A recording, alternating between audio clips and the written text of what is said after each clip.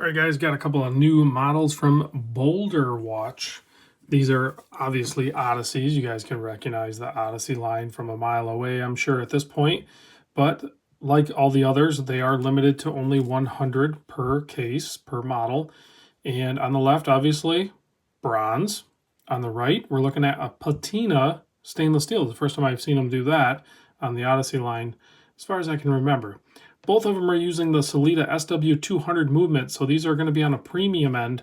I think the retail price is $7.99. Expect a discount. Just go to the website. I'll put a link down below in the description. As soon as you start fiddling around on there, they're going to pop up, and there's going to be like a thing you can do, whether you subscribe to their email or something like that, and you will get a discount, guaranteed. So now that that's out of the way, let's talk about the size and the weight. So case width, I measure from here to here. They call this a 45 mil. I measure at like 45.75, so a little bit on the bigger side, but definitely feels more like a 45 anyway. The lug to lug is like a 53. The thickness, just over 17, but that's including this boxed and double domed sapphire crystal with AR coating. 22 millimeter lug width and a massive 9 millimeter screw down crown, keeping that 500 meter water depth rating in check. Weight, the bronze one 189 gram, the steel one 180. So the bronze is 9 gram heavier. If we take a closer look, let's zoom in and check out some features here. You have these awesome case backs with an octopus there with a trident. Of course, some details. This is number 96 of 100 towards the tail end of this run. It is CUSN 8 bronze, so you're going to get some awesome patina on this. I have done a video on the bronze Odyssey that I had in before and sent it out on tour, and it is very cool the way they come back. It has a lot of like warm brown tones to it, and then there was like little hidden spikes of green. So I expect this one to essentially do the same thing. The big thing with the Boldr Odyssey, and I would love to see it in more watches, definitely from Boldr, are those Lumicast, they call them. They're basically like, I don't know if they make like a sheet of them or something, and then they cut them out for the indexes, and then they apply them to the dial. But there's no framed, you know how you traditionally have a framed and then filled index with lume? The entire thing is lume. So there's no border, like, so it's a maxi applied, index, but the entire thing is lume. So that is very cool. Here's a closer look at that Patina Steel. You can see it looks like it went through a rock tumbler or something. Has that rough and tumble look to it, which you would expect on a watch like this. Still, everything else is pretty much the same. You have that oversized handset with a ton of lume there, and then those Lumicast, and then both of them had the date cut out at the 6 o'clock. Let's see what number this is. Also, helium escape valve on the side of these.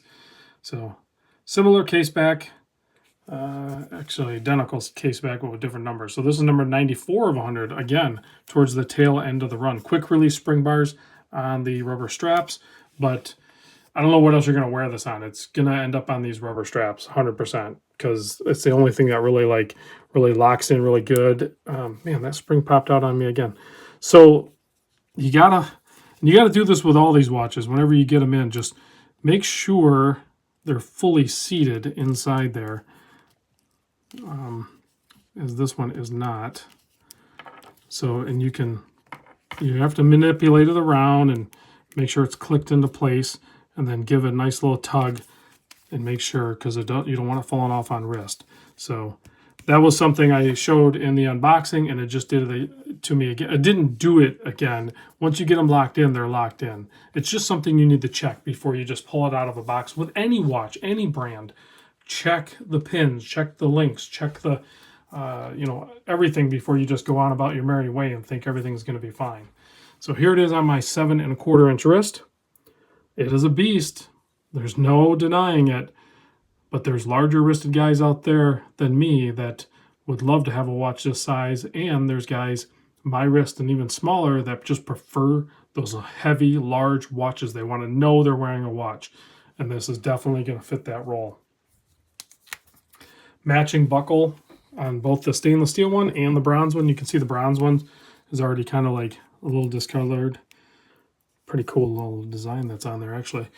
Let's pop the bronze one on and see what that looks like. Alrighty, let's get that tucked in. And there you go. There's the bronze one. I still do not have a bronze watch. I'm going to have to check that box here soon, I think, before summertime, because you get into summertime and that's when you can really get these things to patina up.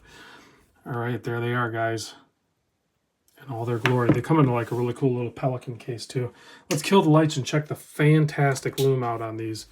I mean, these things glow like absolute lume monsters for sure. Now you can clearly see the difference between a regular dial with indexes filled with lume versus Lumicast. I would like to see more watches with this done. It is phenomenal. All right, guys, thanks for watching, and I'll catch you on the next video.